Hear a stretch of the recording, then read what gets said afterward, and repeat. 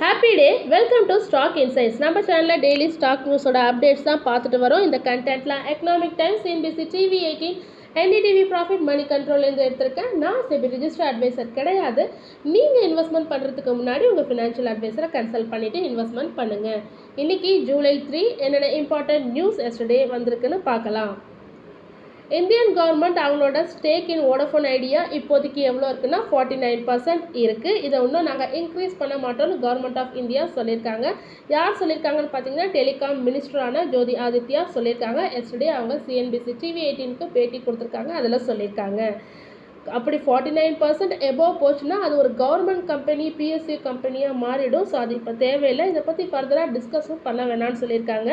எப்படி இவங்க Vodafone ஐடியாவோடைய டெப்டை equity ஷேர்ஸாக மாற்றிருக்காங்க. அதாவது வோடஃபோன் ஐடியா கிட்டேருந்து 36,950 crore டெப்ட் இருந்திருக்கு. அதை ஈக்விட்டி ஷேர்ஸாக மாற்றிருக்காங்க கவர்மெண்ட் ஆஃப் இந்தியா. ஸோ அது மூலமாக government of India largest share ஹோல்டராக இருக்காங்க வோடஃபோன் ஐடியாவுக்கு. ஸோ இது மூலமாக வோடஃபோன் ஐடியாவுக்கு ஒரு ஃபினான்ஷியல் ரிலீஃபும் கொடுத்துருக்காங்க. வோல்டாஸ்க்கு ஒரு ஜிஎஸ்டி நோட்டீஸ் கிடச்சிருக்கு. 265.25 crore notice between the years 2018 and 2021 GST notice. So சில கம்பெனிஸை மெர்ஜ் பண்ணியிருக்காங்க. ஸோ அது ரிலேட்டடான ஜிஎஸ்டி தான் கொடுத்துருக்காங்க.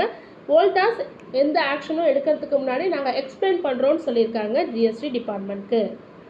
அரவிந்தா ஃபார்மாவோட சப்சிடரியான கியூராடெக் பயோலாஜிக்ஸ் ரிசீவ் பண்ணியிருக்காங்க ஒரு அப்ரூவல். அவங்களோட கேன்சர் மெடிசனை செல் பண்ணுறதுக்கான அப்ரூவல் கொடுத்துருக்காங்க Europe commission.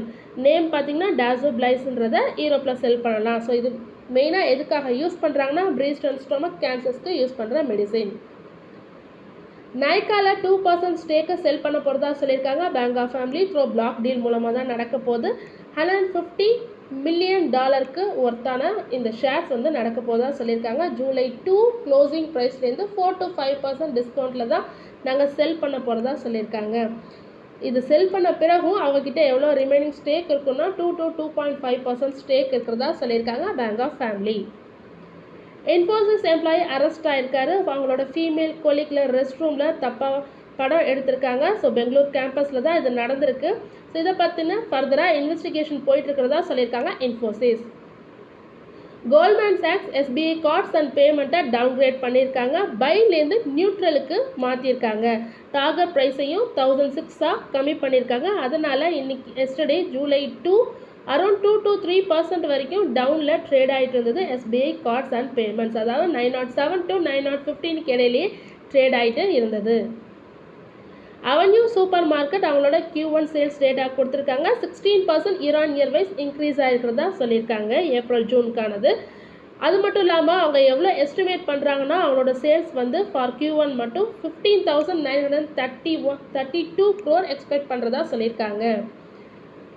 As of June 30 வரைக்கும் பார்த்தீங்கன்னா அந்த கம்பெனி எவ்வளோ டிமார்ட் ஸ்டோர் வச்சுருக்காங்கன்னா 424 ஸ்டோர்ஸ் அக்ராஸ் த கண்ட்ரி இருக்கிறதா சொல்லியிருக்காங்க. பெஸ்ட் செல்லிங் வெஹிக்கிள்னு இந்தியாவில் கொடுத்துருக்காங்க. கவர்மெண்ட் ஆஃப் இந்தியா கொடுத்துருக்காங்க ஹுண்டாய் கிரியேட்டாக்கு. So India's most popular passenger vehicle in June 2025னு சொல்லி கொடுத்துருக்காங்க. எவ்வளோ சோல்ட் பண்ணியிருக்காங்கன்னா 15,786 சோல்டு பண்ணியிருக்காங்க. செகண்ட் ஸ்பாட்டில் யார் இருக்காங்கன்னு பார்த்தீங்கன்னா மாருதி சுசுகியோட டிசையர் இருக்காங்க. 15,484 யூனிட்ஸ் சோல்ட் பண்ணியிருக்காங்க. தேர்ட் பிளேஸில் மாருதியோட ப்ரீஸா இருக்காங்க. 14,507 யூனிட்ஸ் சோல்டு பண்ணியிருக்காங்க இன் June. Nestle India new Maggi noodles production லைனை செட் பண்ண போகிறதா சொல்லியிருக்காங்க இன் குஜராத்தில். 105 crore இதுக்கு இன்வெஸ்ட்மெண்ட் பண்ண போகிறதா சொல்லியிருக்காங்க. இந்த நியூ லைன் இன்க்ரீஸ் பண்ணுறது மூலமாக ஃபேக்ட்ரியோட ப்ரொடக்ஷன் கெப்பாசிட்டி 20,300 tons per இயராக இன்க்ரீஸ் ஆகும்னு சொல்லியிருக்காங்க. இந்த ஸ்டார்டிங் ஃப்ரம் திஸ் ஃபினான்ஷியல் இயர்னு நெஸ்லே இந்தியா சொல்லியிருக்காங்க. ஹிந்துஸ்தான் காப்பர் ப்ரோக்கன் அவுட் ஆயிருக்கு. ரவுண்டிங் பாட்டம் பேட்டர்னில் ப்ரோக்கன் அவுட் ஆயிருக்கு. ட்ரெண்ட் ரிவர்சல் ஆயிருக்கு. ஸோ ரீசெண்டாக ஹிந்துஸ்தான் ஜிங்க் 20% ஃப்ரம் ரீசன்ட் ஹைஸ்லேருந்து ஃபால் ஆயிருக்கு. இப்போ டெக்னிக்கல் எக்ஸ்பர்ட்ஸ்லாம் என்ன சஜஸ்ட் பண்ணுறாங்கன்னா இது ஒன்று மேலே ஏறதுக்கான வாய்ப்பு இருக்குது. ஸோ இண்டிகேட்டிங் பாசிட்டிவ்னு சொல்லியிருக்காங்க. 270 to 295 லெவல்ஸை ரீச் ஆகும்னு சொல்லியிருக்காங்க. இந்த மொமெண்டம் கண்டினியூ ஆனால் எது கீ சப்போர்ட் ரேஞ்ச் கொடுத்துருக்காங்கன்னு பார்த்தீங்கன்னா 240 to 245 ரேஞ்ச். ஹிந்துஸ்தான் ஜின்கோட Q1 சேல்ஸ் டேட்டா வந்திருக்கு ஃபினான்ஷியல் இயர் 26க்கு.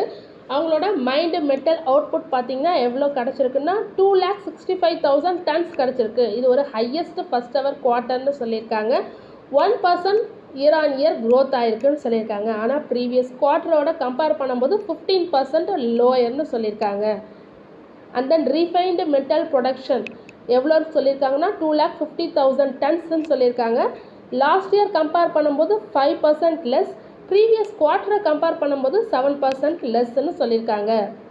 சில்வர் அவுட்புட் பார்த்திங்கன்னா 149 டன்ஸ், டவுன் ஃப்ரம் 11%, அதாவது லாஸ்ட் இயர்லேருந்து 11% down. Quarter on quarter wise பார்க்கும்போது 16% டவுன் ஆயிருக்கு silver output. Zinc alloy production வந்து நியூ ரெக்கார்டை எட்டியிருக்கு. 5,100 டன்ஸ் இந்த குவார்ட்டர் கொடுத்துருக்காங்க. அதேமாரி வின் பவர் ப்ரொடக்ஷனும் 134 மில்லியன் யூனிட்ஸ் இன்க்ரீஸ் ஆயிருக்கு. 24% லாஸ்ட் இயர் கம்பேர் பண்ணும்போது இன்க்ரீஸ் ஆயிருக்கு. லாஸ்ட் குவார்ட்டரோட 113% இன்க்ரீஸ் ஆயிருக்கிறதா சொல்லியிருக்காங்க ஹிந்துஸ்தான் ஜிங்க். ஸ்விக்கி 2022ல் மினிஸ்னு ஸ்டார்ட் பண்ணியிருந்தாங்க. அதாவது ஸ்மால் ஷாப்ஸ்லாம் யார் வச்சுருக்காங்களோ அவங்களுக்கு ஆன்லைனில் செல் பண்ணுறதுக்கு உரிய இந்த மினிஸ்ன்றது தான் அது. ஸோ எந்த காசும் அவங்க பே பண்ண தேவையில்லை. இந்த ஸ்மால் ஷாப்ஸ் வச்சுருக்காங்க, இது மூலமாக செல் பண்ணிக்கலாம். இதுக்கான எக்ஸ்ட்ரா சார்ஜஸும் கிடையாது. பட் இது ஆகஸ்ட் 10ஓட க்ளோஸ் ஆகுதுன்னு சொல்லியிருக்காங்க. ஏன்னா நிறையா பீப்புளுக்கு இதை பற்றி எந்த அவேர்னஸும் இல்லை. கஸ்டமர்ஸும் அந்த ஷாப்ஸை ஈஸியாக ஸ்மால் ஷாப்ஸை ஃபைண்ட் பண்ண முடியலன்னு சொல்லியிருக்காங்க. ஸோ அதனால் இதை க்ளோஸ் பண்ணிவிட்டு ஸ்விக்கி வேறு இதில் பிஸ்னஸ் ஐடியாஸ் ஃபோக்கஸ் பண்ணலான்னு இருக்காங்க. ஸோ இந்த மினிஸ்ன்றது ஸ்டாப் ஆகுது ஆஃப்டர் ஆகஸ்ட் 10. வேதாந்தாவோட டிமர்ஜர் பிளான் ரொம்ப நாளாக போயிட்டுருக்கு.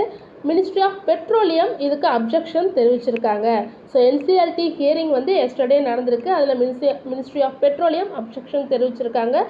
என்னென்ன ஸ்ப்ளிட் பார்த்திங்கன்னா அவங்களோட கம்பெனிஸான aluminium, oil and gas, power, base metals இதெல்லாம் தனியாக ஸ்ப்ளிட் பண்ணுறதுக்கான இதுக்கு தான் அப்ஜெக்ஷன் தெரிவிச்சிருக்காங்க. செபி வேதாந்தா வந்து ரூல்ஸ் எல்லாம் ஃபாலோ பண்ணிகிட்ருக்காங்களான்னு செக் பண்ணிகிட்ருக்காங்க.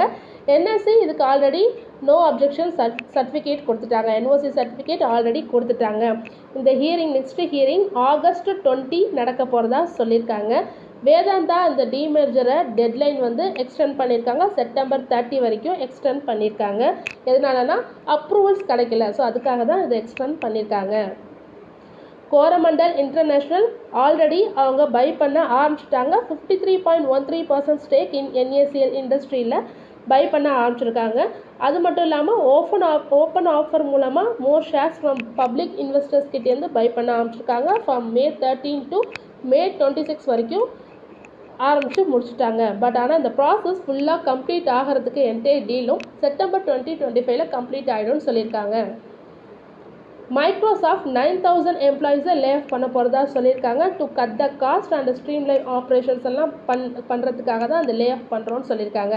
இது ஒரு second major lay off 2025. Already மேலே பார்த்தீங்கன்னா 6,000 ஜாப்ஸ் இவங்க கட் பண்ணியிருக்காங்க. ஸோ இது மூலமாக அவங்களோட சேல்ஸ் அஃபெக்ட் ஆகும். எக்ஸ்பாக்ஸ் அதாவது வீடியோ கேமிங் பிராண்டு, ஸோ அதுவும் அஃபெக்ட் ஆகும்னு சொல்லியிருக்காங்க. மேக்ஸ் ஃபினான்ஷியல் சர்வீஸ் ஜூலை 2 என்ன சொல்லியிருக்காங்கன்னா அவங்களோட கம்பெனியான ஆக்சிஸ் மேக்ஸ் லைஃப் இன்சூரன்ஸில் ஒரு மெசேஜ் வந்திருக்கு. அன்னோன் பர்சன் கிட்டேருந்து வந்திருக்கு. சம் கஸ்டமர் டேட்டா வந்து வித்தவுட் பர்மிஷன் அசஸ் பண்ணுறாங்கன்னு சொல்லிட்டு அன்னோன் பர்சன் கிட்டேருந்து மெசேஜ் வந்திருக்கு. ஸோ இதை பற்றின செக்கிங் ப்ராசஸ்லாம் கரெக்டாக இவங்க சொல்கிறது கரெக்டான இந்த ப்ராசஸ்லாம் போயிட்டுருக்கு. ஸோ இந்த கம்பெனி வந்து இன்னும் இன்வெஸ்டிகேஷன் போயிட்டுருக்கிறதா சொல்லியிருக்காங்க. ட்ரிசாக் IPO இன்றைக்கி ஓப்பன் ஆகிருக்கு. இன்றைக்கி இல்லை, ஜூலை 2 ஓப்பன் ஆகிருக்கு. 46% சப்ஸ்கிரிப்ஷன் ஆகிருக்கு டே 1 ஆஃப் இஷ்யூ. ப்ரைஸ் பண்ட் பார்த்திங்கன்னா 233 to 245 per share. Grey market premium yesterday வரைக்கும் என்ன இண்டிகேட் பண்ணிகிட்ருக்குன்னா 22 to 25 per ஷேர்னு இண்டிகேட் பண்ணிகிட்ருக்கு. அதாவது 9 to 11% வரைக்கும் கெயினாக வாய்ப்பு இருக்குதுன்னு இண்டிகேட் பண்ணிகிட்ருக்கு. இந்த IPO எப்போ க்ளோஸ் ஆகுதுன்னா ஜூலை 4 க்ளோஸ் ஆகுது. கன்சியூமர் கமிஷன் கிரிட்டிசைஸ் பண்ணியிருக்காங்க மேக் மை ட்ரிப்பில். ஸோ மேக் மை ட்ரிப் யாருன்னு பார்த்தீங்கன்னா ஒரு popular travel booking website. So இவங்க வந்து ப்ராப்பர் ஆக்ஷன் எடுக்கலை அப்படின்னு சொல்லி தான் இந்த கம்ப்ளைண்ட். என்னன்னு பார்த்தீங்கன்னா ஒரு கஸ்டமர் அவங்களோட மேக் மை ட்ரிப்போட கஸ்டமர் ஒரு ஃப்ராட்லால் அஃபெக்ட் ஆகிருக்காங்க. ஸோ அதுக்கு எந்த ப்ராப்பர் ஆக்ஷனும் எடுக்கலை மேக் மை ட்ரிப்புன்னு சொல்லியிருக்காங்க.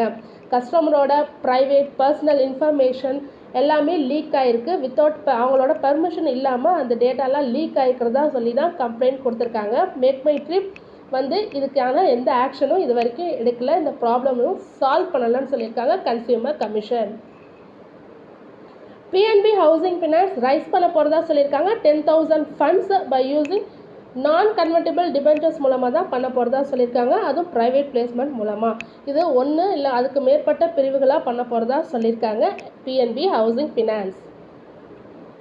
தொடர்ந்து இதுமாரி யூஸ்ஃபுல்லான மார்க்கெட் அப்டேட்ஸ் வேணும்னா மறக்காமல் நம்ம சேனலை சப்ஸ்கிரைப் பண்ணுங்கள், பெல் ஐக்கான் கிளிக் பண்ணுங்கள், லைக் அண்ட் ஷேர் பண்ணுங்கள். தேங்க்யூ.